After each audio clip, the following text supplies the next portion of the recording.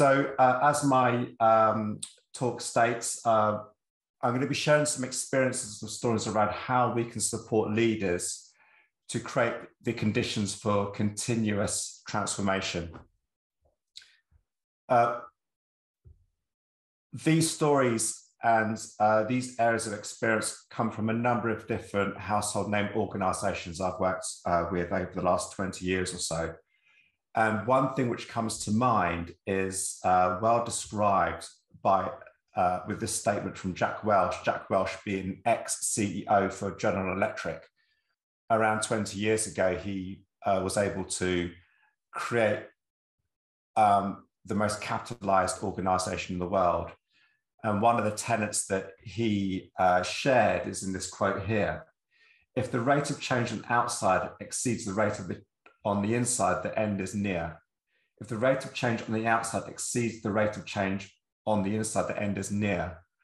And I believe this is both applicable at an organizational level, but also at an individual level as well. So if our internal ability to respond to change, maybe our internal appetite or our incapability or awareness is less than the external world, then we're going to become less relevant as an organization, or perhaps as an individual within an organization. And we've certainly seen in the last 18 months a great deal of change in the outside world. So how can we learn to experiment and live with emergence so we can actually create the right kind of products and services to be able to bring to market, to test and learn whether they're right or wrong, and be able to adapt to a rapidly changing world? Something else which comes to mind when it comes to disruption is thinking about pest analysis.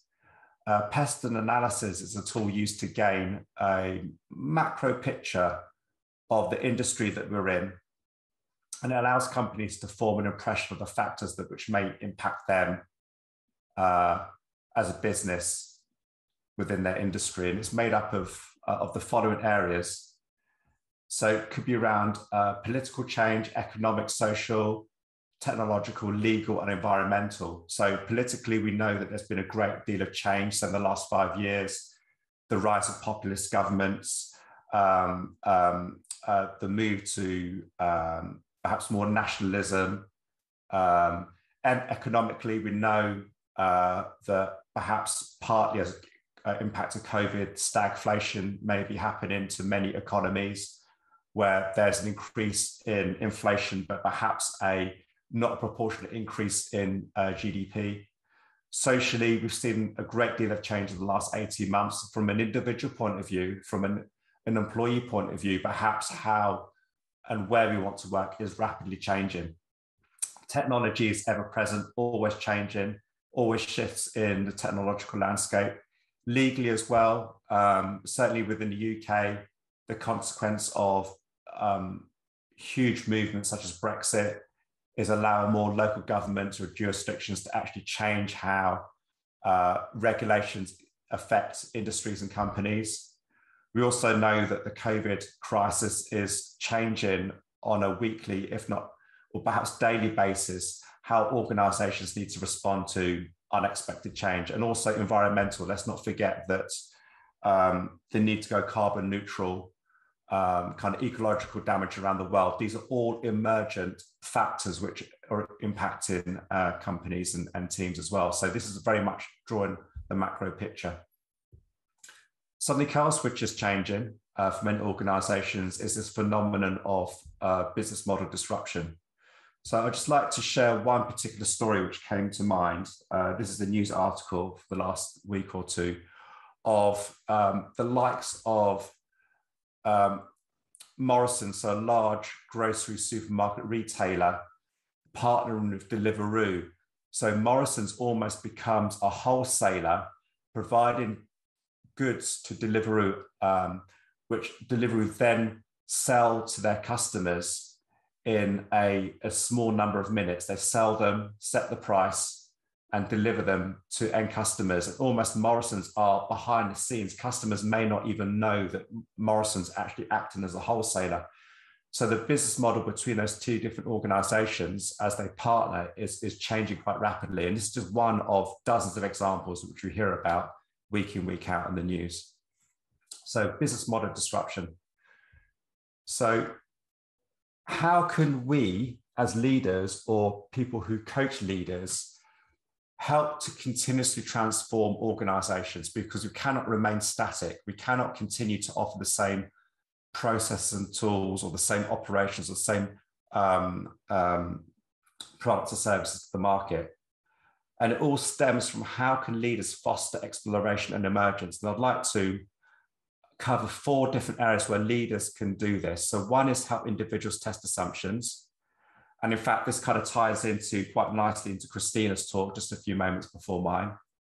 How leaders can act as ground conductors, and how leaders can create a safe to learn environment for their teams and individuals. And fourthly, how can leaders create a protective environment where innovators and operators can actually come together, challenge each other, and come up with new products and services which they can test in the market and make a new viable future so the business can continuously transform. There's going to be some tips for each of these, but the first one I'd like to have a look at is leaders supporting individuals to test assumptions. So the normal status quo for many individuals, and this is a very human reaction, this isn't particularly unique to anybody, we all have this psychology built into us. What tends to happen is that we build on the success that we had in our early years, or perhaps in the first few months or couple of months we have in an organization or within a team. And that creates a fairly ordered response to uncertainty, which could be characterized as a fixed mindset approach. And we metabolize uncertainty not as an opportunity or being curious. We actually respond with false certainty, which may be misplaced. We have a tendency to rely on past experience, which can provide comfort, but that comfort's misplaced. And we tend to shape and control the situation. We tend to predict to control, which can lead to a deterministic outcome, which may not be relevant, with predefined steps. So classically, a very much waterfall approach. But the reality is different to how we formed our expectations in the past. And what we need to do, and what leaders need to do, is foster an environment where we can take a more adaptive approach, characterized by a growth mindset. So as leaders, they need to say, in the right situations, I don't know the answer. Let's collectively experiment. Let's look for diverse views, ask different questions, scan the world for diverse voices and different opinions. And these could be traditionally the dissenters or the whistleblowers. We need to bring those people into the conversation to run some kind of experiments to see what emerges. And then we also need to enable others to create that environment for emergence and experimentation. So here comes the first tip. So the first tip is to take a hypothesis-driven approach. So this may not be news to many of us in this particular talk, but this is an angle where we don't necessarily use this for software development. We're actually using this to manage change, and how we can actually create an environment within our workforce and include the leaders in stating some kind of capability which we'll believe will deliver some kind of beneficial business outcome, and how that can actually lead to some indications to know whether we're right or wrong. So it's taking an experimental approach or a hypothesis-driven approach. So that's the first tip.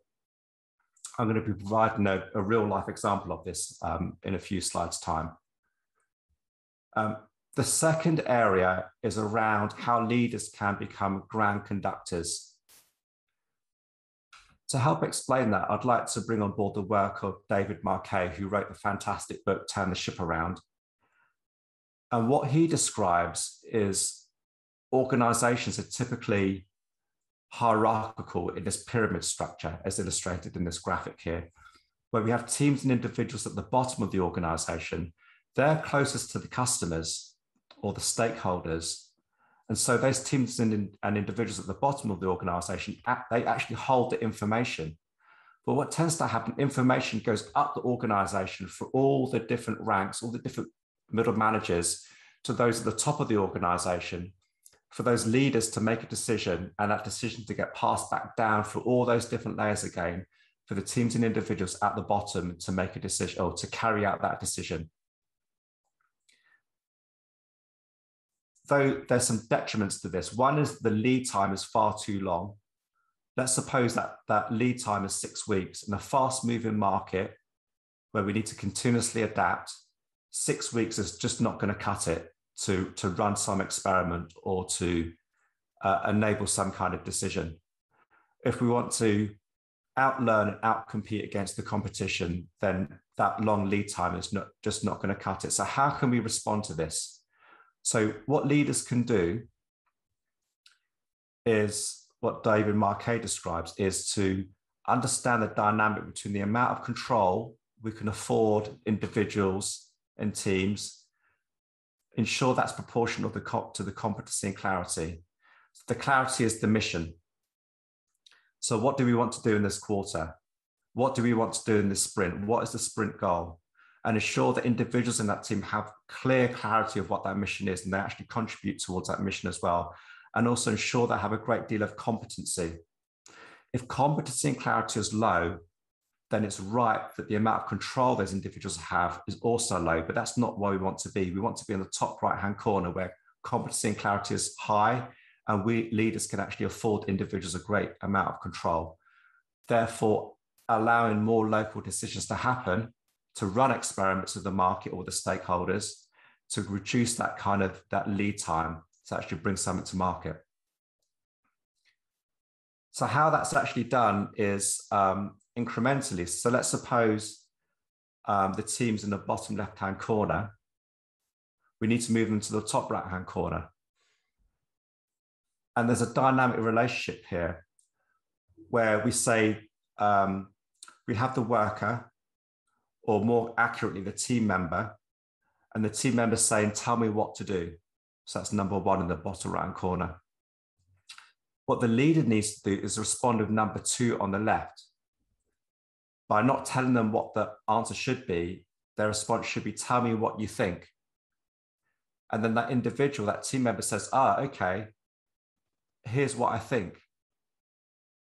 And then what we're doing, we're incrementally going up that ladder of leadership to ultimately get to the place where the worker is sharing with the leader what they intend to do, because they've thought about it based on their experience, with their clarity, with their teammates, and actually say, here's what I intend to do. And the leader in response says, fantastic, thank you for sharing with me. Come back to me with some kind of results after a small number of days or perhaps a couple of weeks, and actually share what you've learned. And this is allowing the empowerment of the individual to actually share the journey and share the thinking with the leadership support. So the leader almost becomes a coach with the foundations of ensuring that the individual and the team has the clarity and competency. So this is tip number two here. And again, I'm going to bring aboard an example of how this has been done in real life. Area number three. So leaders creating a safe to learn environment. So again, this is to be able to create emergence and experimentation so the organization can find how to continuously transform in a fast moving market. So I'd like to bring some thinking from a gentleman called Simon Wardley. Again, some of us on the call may know Simon Wardley from his Wardley maps. But what I'd like to do is use this graphic to bring on board that case study from Deliveroo and from Morrison's. What this graphic shows is a spectrum. On the far left-hand side, we have activities the organization is doing, which is in the experimental space. They're innovating, they're being entrepreneurs. On the far right-hand side are activities where the organization is being, having success with things which are highly industrialized, highly repeatable. They're continuously improving existing products or services, continuous operations. So these things are highly stabilized. But as we know, as the market moves, as there are black swan events, as there are world-changing events, as we've seen in the last 18 months, relying on things which are highly stabilized is a very, very risky thing to do for teams and organizations. And we can extend that to individuals as well. So what we need to do, we need to have the right balance, and we need to be able to move between these two different areas. So if we think about Deliveroo was founded in 2013. They acted as a startup, so they had many, many things in the experimental space. But as the years ticked on, they've begun to understand what they need to automate and optimize and then stabilize. So many of the services, the home delivery of fast food is very much in that stabilization state.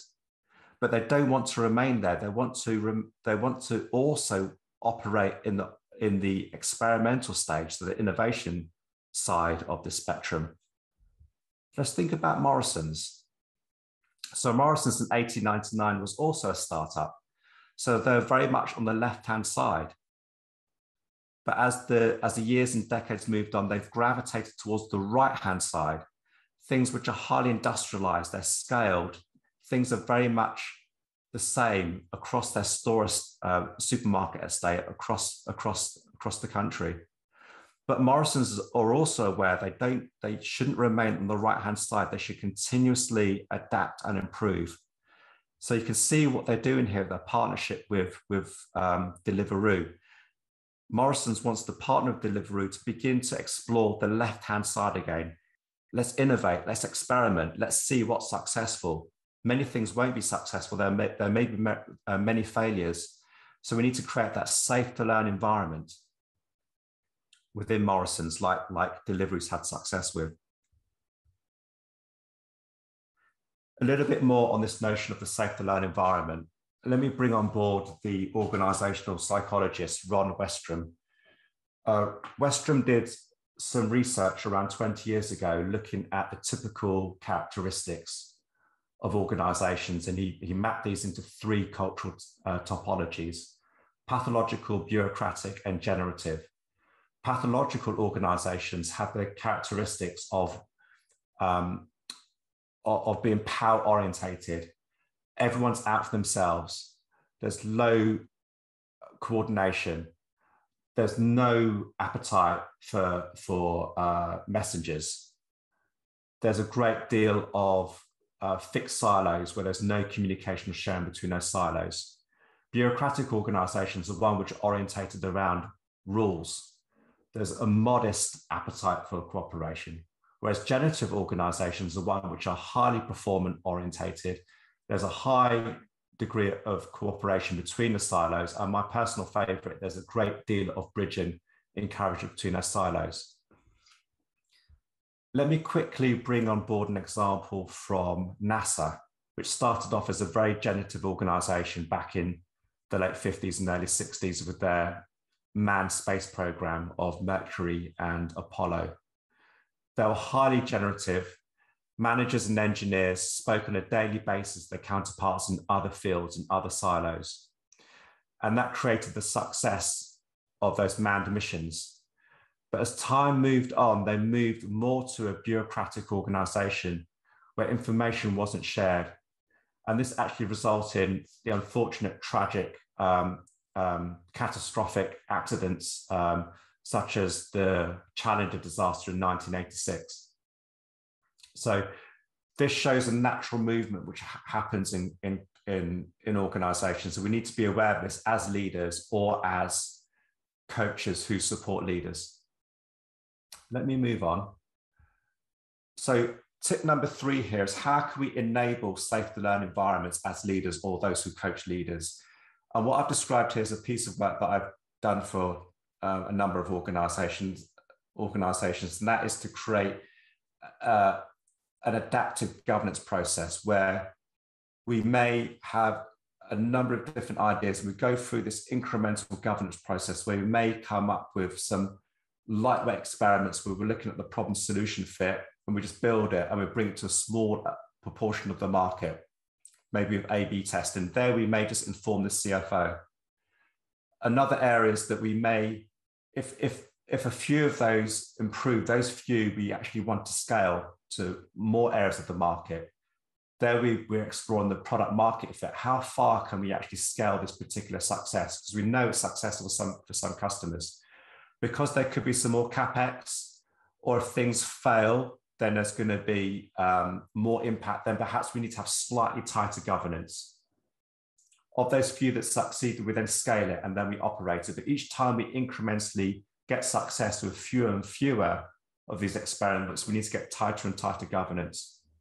But this is incremental governance to actually create that safe to learn environment where we have a number of ideas that we have freedom to experiment with. I know time is short, so I'm going to go on to my fourth area where leaders can help individuals and teams to create that emergence to continuously transform the organization. That's one where we need to create an adaptive space where innovators and operators can work together.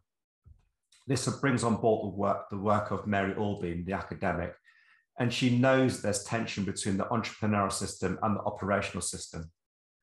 The operational system has success continuously improving current products and services, whereas the entrepreneurial system finds success of new emerging products and services.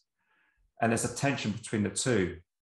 Organizations optimized around the operational success, which stifles the emergence of the entrepreneurial system, those innovators. But what we need to find are leaders and teams who understand the entrepreneurial system needs to enable a new future for the operational system. So to do that, we need to create adaptive space where there's two different areas, the operational system and the entrepreneurial system, can actually come together and create a new viable future. So what I'd like to do is just give you one example, and then I'll close because I know time is short. This is a piece of work that I help support within one of the supermarket grocers that I've supported. And this is one where the innovators understood that they wanted to improve the customer experience within stores. And they wanted to have a piece of innovation which allowed the customers to scan the barcodes of different products within their stores to allow customers to make a purchase after scanning the barcode and simply put those products in the bag and walk out the store. The operators on the other side were very understandably nervous about such an experiment because it could increase theft. Customers could simply pretend to scan the barcode, pretend to make a payment and actually leave the store without actually paying. So what we did, we designed experiments with the operators and those entrepreneurs based on this principle of limited liability. So we gave the team a fixed budget, a small amount of money, a small duration of time, only 3 stores to experiment in, and only a few products that the customers could purchase, low priced products. So we designed this experiment with the stakeholders who are actually nervous about this, and we actually include them in the emergence and experimentation. There are many, many different experiments, but only a few of those kind of graduated through their stages of flexible governance. And this particular one was successful for this organization. And this particular one has graduated to become over to the operational side of the business. So let me just summarize. I'm going to skip over these slides because I know time is short. So what I've done, I've shared 4 different areas where leaders can foster exploration and emergence, or people who coach leaders, they can help their leaders explore these 4 different areas. And this is in order to improve the competitiveness of organizations so they can continuously transform in a fast moving market. And I've provided 4 tips, which we can discuss as well. So on that, I'd like to say thank you. My contact details at the bottom, so feel free to reach out to me to continue the conversation.